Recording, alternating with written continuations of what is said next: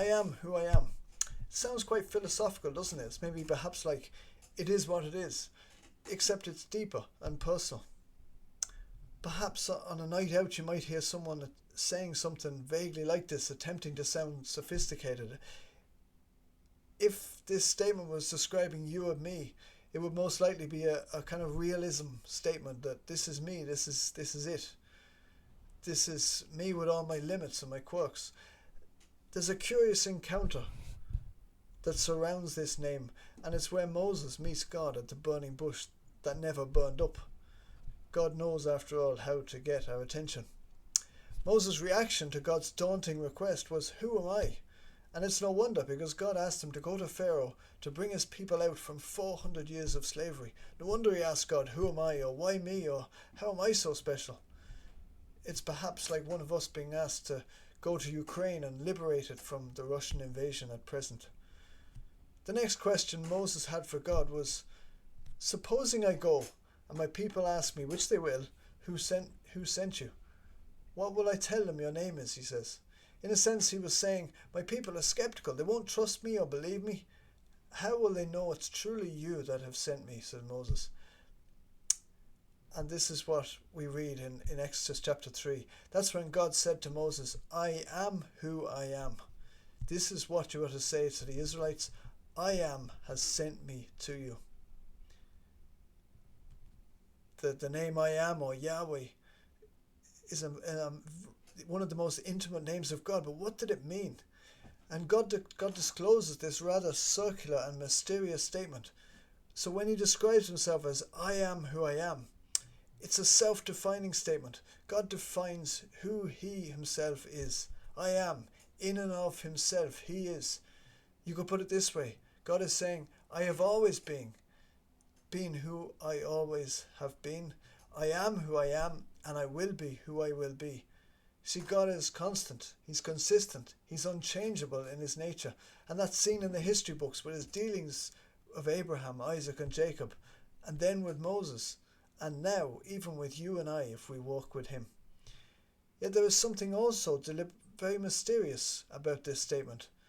God is indescribable. He's uncontainable. He's unfathomable. What we know about God is only what he has revealed to us and what he's allowed us to see. And what's special is he's a God who delights to reveal himself to us if we ask him, in increasing measure. But we'll never capture him or understand all that he is. He's too big. He's too much for us. But that's precisely the kind of God that Moses needed to know that was with him. It was the God who had no limits, not like Moses or us. God who doesn't get weary, who doesn't give up.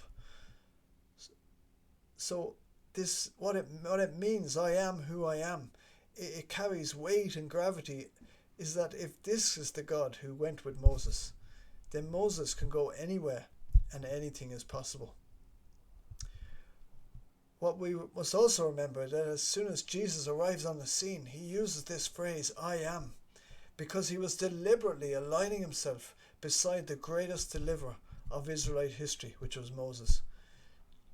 Jesus, as he talks of himself as the 7 I am, in these 7 I am statements in the Gospel of John, is claiming to be none other than the incomprehensible, uncontainable, self-defining God of the universe. They're incredible, humongous statements that Jesus is the bread of life or nourisher of our souls. He's the light of the world in the darkness. He's the gateway to life in a world full of death. He's the good shepherd when no one else will look out for people. He's the resurrection and the life in the face of death. He's the way, the truth and the life. And he's the true vine. So through his sacrificial death, this life is open to all who will bow the knee before him. And the Bible narrative is a story about Yahweh, who will not allow anything to stand in his way of forging a close and committed relationship with his chosen people.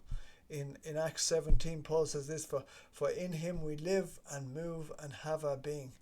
See, our lives are meant to be sacred, and Jesus wants to accompany us on life's journey. The challenge or the invitation to us is, will we accept his invitation to life as it's meant to be, with his spirit living inside of us? The God who is the I am who I am. I'm your host, Matt Tuttleby of Bundoran Bible Reflections. Have a great week.